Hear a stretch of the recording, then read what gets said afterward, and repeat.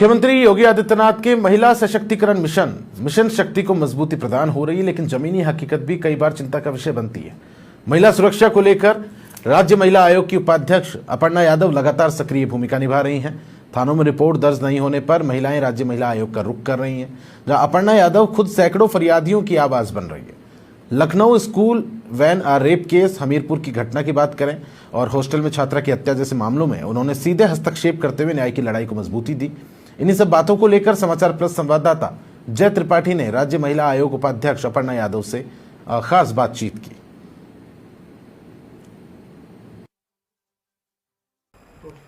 राज्य महिला आयोग की उपाध्यक्ष अपर्णा यादव अपने आप में एक शख्सियत है और लगातार न्याय दिलाने का काम कर रही हैं। लगातार महिलाओं की बात करें तो महिलाएं आ रही हैं और वहीं पर उनसे अपनी फरियाद रख रही हैं और उनको न्याय भी दिलाने का काम कर रही हैं। आखिर उत्तर प्रदेश के बात करें, मुख्यमंत्री योगी आदित्यनाथ महिलाओं को सशक्त बनाने के लिए कहीं न कहीं दिखाई पड़ रहे हैं। ऐसे में इन लोगों का अहम रोल रहता है, किस तरीके से न्याय दिलाती। आइए इन्हीं सब चीज़ों पर चर्चा करते हैं। हमारे साथ देख लीजिए अपर्णा यादव जी हैं। सबसे पहले समाचार प्लस पर बहुत धन्यवाद जी।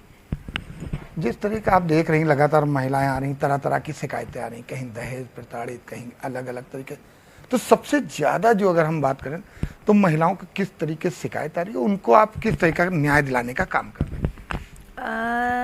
काफ़ी सारी शिकायतें जो महिलाओं की आ रही है वो सेक्सुअल ऑफेंस की ही आती है और दहेज की अब कम हो गई हैं, परंतु इस प्रकार की भी शिकायतें आ रही हैं जहाँ पर सिर्फ 2 महीने 3 महीने शादी को हुआ और 4 महीने तक की शादी को हुआ और उसमें जो है लड़की को बहुत ज़्यादा प्रताड़ित किया गया, मारपीट करी गई और सेक्सुअली टॉर्चर किया गया। तो इस तरीके की बहुत सारी कंप्लेंट्स आ रही हैं और मुझे बड़ा फ़ख्र है अपने आयोग पर और अपनी कार्यशैली पर कि हमने जो है 96.8% का एड्रेसल है अभी यूपी में और इट्सो की रिपोर्ट भी है। Investigation trafficking system for sexual offences पूरे देश में इस समय यूपी नंबर 1 पे है इसका एड्रेसल में।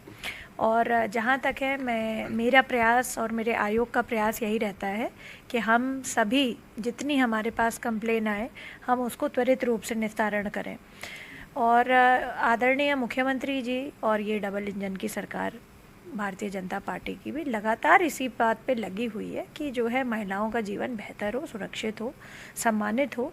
और आदरणीय प्रधानमंत्री जी का भी यही लक्ष्य रहता है कि जो है महिलाओं का जीवन में अच्छा जो है उनका जीवन अच्छा रहे और सुगमता आए उनके जीवन में, किसी प्रकार की कठिनाई ना हो और हर तरह से हमारी बहनों को सुरक्षित और एक सेफ एनवायरनमेंट देने का काम कर रही है सरकार। वहीं एंटी रोमियो की अगर हम बात करें, एंटी रोमियो पर जैसे रोक लगा दी गई, लेकिन उसके बावजूद आप देख सकती हैं पार्कों में अभी भी लड़के घूम रहे हैं, खुलेआम टांटबाजी हो रही है, लोगों का जीना मुहाल अभी भी है। हालांकि सरकार का ये दावा है कि जो सुरक्षा की बात हम करते हैं, रात में 10 बजे के बाद भी लोग जा सकते हैं, निकल सकते हैं, अकेले जा सकते हैं, लड़कियां कोचिंग जा रही, पढ़ रही, लेकिन हालांकि कुछ शिकायतें ऐसी अभी भी आ रही हैं। देखिए, सामाजिक दृष्टिकोण से देखिए हमें बहुत काम करने की ज़रूरत है। इसमें सिर्फ सरकार का अकेले जो है नहीं चल सकता है सिक्का, समाज को भी अपना जो है पहलू मजबूत करना पड़ेगा। दूसरी बात मैं समझती हूँ कि हम कुछ भी कर लें, हमने एक बहुत बड़ा उदाहरण प्रस्तुत किया है और आदरणीय मुख्यमंत्री जी ने इसमें जो शेरनी दल का निर्माण कराया है पुलिस की तरफ से और पिंक बूथ्स जो बनवाए हैं, तो महिलाओं के ये पिंक बूथ और शेरनी दल जो इसका निर्माण करा करके उन्होंने एक व्यवस्था दी है कि जो महिलाएं हैं वो पुलिस फोर्स में पहली बात आए। जब पुलिस में उनका एनरोलमेंट ज़्यादा होगा, इस बार भी जो मुझे लगता है 64,000 कुछ जो भर्ती हुए, उसमें लगभग 30,000 जो है महिलाएं थीं जो कांस्टेबल, हेड कांस्टेबल और एसआई के पोस्ट पे नियुक्त हुए हैं, अभी की जो हाल फिलहाल की भर्ती हुई है। तो मुख्यमंत्री जी ने इस पे बड़ा ध्यान दिया है और कहीं ना कहीं इसमें 33% का जो आरक्षण प्रधानमंत्री जी ने कहा था कि भाई सबको दिया जाएगा महिलाओं को, वो भी बहुत बड़ा ये स्कीम में परिलक्षित होता है। तो कहीं ना कहीं जब हम जो है पार्क में जाते हैं, जब हम कहीं मॉल में जाते हैं या हम स्कूल से निकलते हैं, आप देखते होंगे महिला आयोग की भी ये प्रतिबद्धता है कि हम ये सुनिश्चित कराएं कि स्कूल से लेकर के और कहीं व्यक्ति जो है अपने मार्केट प्लेस पे जा रहा है या अपने घर जा रहा है, क्योंकि अमूमन जो है गांव देहात में देखिए मार्केट पड़ता ही है स्कूल के रास्ते में, बहुत ज़्यादा अंदर नहीं होते हैं। आंगनवाड़ियों की बात मैं नहीं कर रही हूँ, मैं स्कूलों की बात कर रही हूँ। तो वहाँ पर देखिए पिंक बूथ मिलेंगे आपको, महिला कांस्टेबल मिलेंगी, हेड कांस्टेबल मिलेंगी, महिला थाने बना दिए गए हैं यूपी में, और सबसे ज़्यादा महिला थाने अगर पूरे देश में हैं तो वो यूपी में हैं। अभी जो है आंकड़े मुझे लगता है 462 से ज़्यादा हमारे पास महिला थाने हैं, कहीं नहीं है इतने ज़्यादा महिला थाने। तो बहुत सारी चीज़ें अच्छी हुई हैं, परंतु समाज को अपनी भूमिका निभानी पड़ेगी।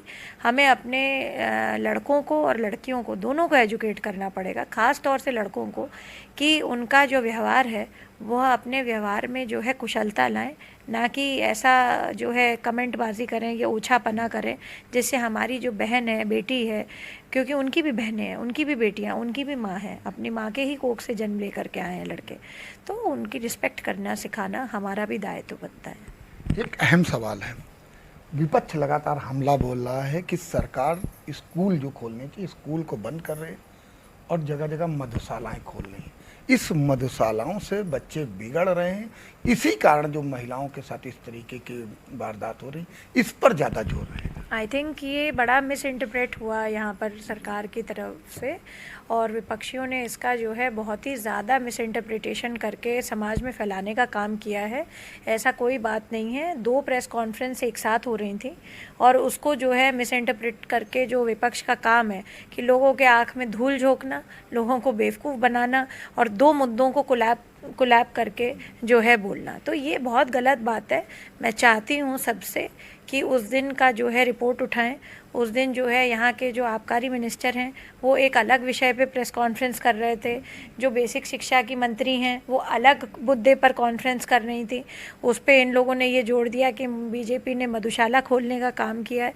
बीजेपी ही वो पार्टी है जिसने हाईवे बनाने का काम किया है, बीजेपी ही वो पार्टी है जिसने जो है देश को राम मंदिर देने का काम किया है। वरना विपक्षियों ने तो राम भगवान को भी जो है हमारे देश के आराध्य को जो है एक टेंट में भर रखा था, और उन्होंने जो है चाहे बारिश होती थी, चाहे तूफान आता था, चाहे जो है ठंड पड़ती थी, चाहे गर्मी पड़ रही है, भगवान टेंट में ही रहते थे।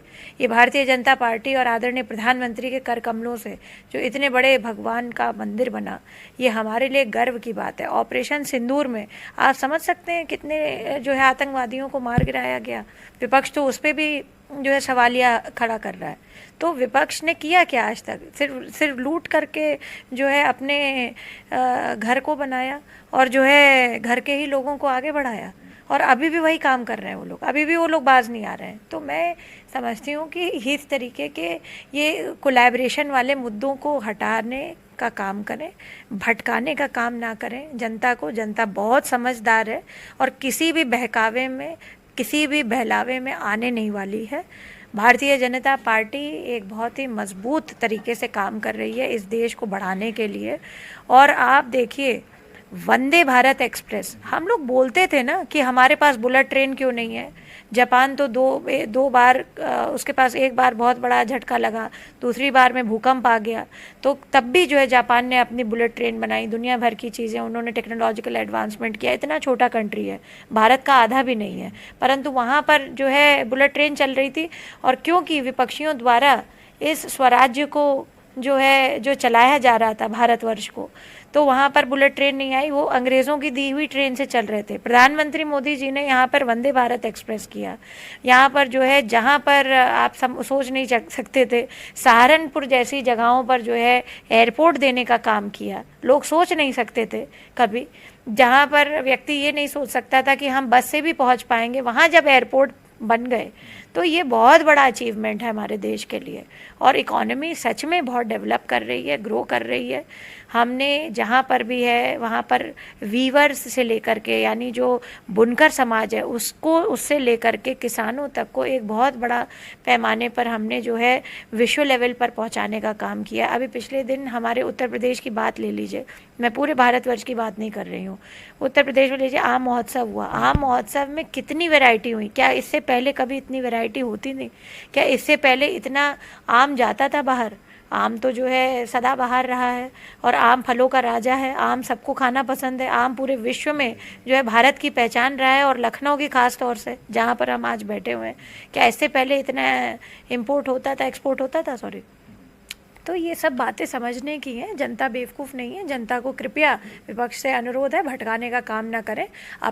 अपनों पे भी कुछ उनके मुद्दे होते हैं तो भी वो जो है भाजपा पे कमेंट करते हैं। सबसे दुखद बात तो ये है, भाई अपना तो संभाल लें, तब तो भाजपा पे कमेंट करें। जी, एक आखिरी सवाल है, सोशल मीडिया की हम बात करते हैं। सोशल मीडिया बहुत अच्छा भी है और उससे खराब भी निकलता है, और बच्चियों के हाथ में भी रहता है, बच्चों के हाथ में भी रहता है। अभी आपने हाल में देखा होगा, एक पुलिस कर्मचारी की पत्नी सौम्या कश्यप इंस्टाग्राम पे अपना वीडियो बनाती है और उसके बाद फांसी लगाकर आत्महत्या कर लेती है। इस तरीके की, जिस तरह से उसने इंस्टाग्राम पे बयानबाजी की कि उसके पति की दूसरी शादी उसके परिवार वाले करा रहे थे, ये सब ऐसे में जो इस तरीके की महिलाएं हैं जो आत्महत्या के लिए प्रेरित हो जाती हैं, ऐसी महिलाओं के लिए क्या कहना चाहेंगे? ऐसी महिलाओं के लिए कि जो इस तरीके के इंस्टाग्राम या हम फेसबुक पे अपनी वीडियो पहले अपलोड कर बाद में आत्महत्या करती हैं, तो ऐसी महिलाओं को कैसे जागृत करेंगी कि वो लड़ें, ना कि इस तरह कदम? देखिए, हमारे शास्त्रों में, सनातन में ये लिखा गया है कि जिस भी व्यक्ति जो भी इस प्रकार की घटना करता है उसको कभी मोक्ष की प्राप्ति नहीं मिलती है। और अगर इस बात पे भी विश्वास ना हो रहा हो तो गरुड़ पुराण उठा करके पढ़ें। और मैं समझती हूँ उसके साक्ष्य हैं। सबसे पहली बात तो इतना अवसाद है, इतनी एंग्जाइटी के इश्यूज़ हैं, इस तरीके की घटनाएं हो जाती हैं, बहुत दुखद है, ये बहुत ही दुर्भाग्यपूर्ण भी है। और जो उस महिला के साथ हुआ, मेरी संवेदनाएं हैं उसके परिवार के साथ, क्योंकि किसी की माँ रही होगी, किसी की बिटिया होगी, और इस तरीके की घटना अच्छी नहीं होती है, बहुत अप्रिय है ये। परंतु जो है महिलाओं को देखिए समझना पड़ेगा कि महिला की जीवन जो है सृष्टिकर्ता के रूप में हुई है। अगर सृजन की शक्ति दी है भगवान ने किसी को तो वो महिला है। तो उसी प्रकार से अपने इस जिम्मेदारी को समझें। हम कुछ ना करें मगर हम अपना घर भी व्यवस्थित रखें तो ये भी देश के लिए एक बहुत बड़ा काम है। सामाजिक समरसता तभी आ पाएगी हमारे जीवन में और हमारे देश में जब हमारे घर अच्छे होंगे। ये सबसे पहला जो है कुटुंब प्रबोधन का जो एक फॉर्मूला है उसको हमारी नारियां ही करती हैं, हमारी बेटियां ही करती हैं, हमारी घर की महिला ही करती है।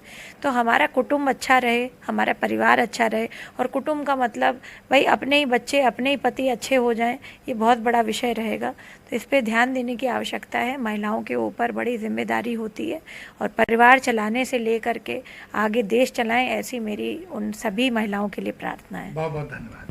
तो अभी आप देख रहे थे राज्य महिला आयोग की उपाध्यक्ष अपर्णा यादव थी। अपर्णा यादव को बताने की जरूरत नहीं और ना ही किसी तरीके की मोहताजगी, लगातार वो कार्य कर रही।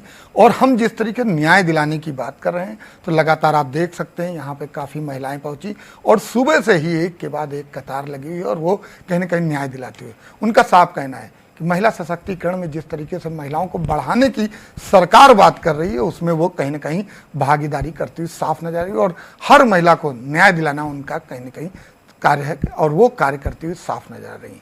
देखना ये होगा कि आने वाले समय में जिस तरह की सरकार महिलाओं को सशक्त बनाने के लिए मुहिम चला रही, वो मुहिम कितनी और भी सफल होती हुई नजर आती। वीडियो जर्नलिस्ट मोहम्मद लतीफ के साथ मैं जय त्रिपाठी, समाचार प्लस लखनऊ।